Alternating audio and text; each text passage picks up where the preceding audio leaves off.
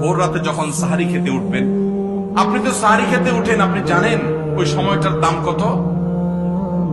আমরা বেশিরভাগ মানুষ জানি না ভোর রাতের এই সময়টার দাম কত। আরে ভাই, এই সময়ের দোয়া 1 মিনিটের দোয়া অন্য সময়ের 100 মিনিটের সমান না। অন্য সময়ের 100 মিনিটও এই ভোর রাতের 1 মিনিটের সমান না। এত মূল্যবান সময়।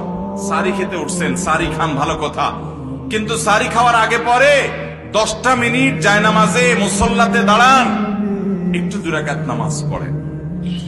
এই সময়টা দোয়া কবুল হয়। আল্লাহ ডেকে ডেকে বান্দাকে দেন। একটু হাত তোলেন, চেষ্টা করবেন তো ইনশাআল্লাহ।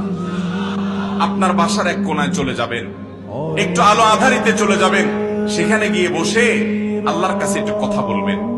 সিজদা চলে যাবেন, সিজদা গিয়ে আল্লাহর সাথে একটু মন খুলে কথা বলবেন। আল্লাহ, আমি অনেক গুনাহ করেছি, আল্লাহ আমি অনেক পাপিষ্ঠ।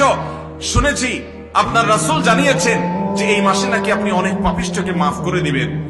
আল্লাহ, আপনি নাকি অনেক জাহান্নামে যাদের নাম চলে গেছে জাহান্নামী তালিকাভুক্ত, তাদেরকে মুক্ত করে জান্নাত দিয়ে দিবেন, আপনি নাকি ওয়াদা করেছেন। আল্লাহ, আমাকে একটু তাদের মধ্যে শামিল করে দেন। আল্লাহ, আপনি দিলে আপনার কোনো অভাব হবে না।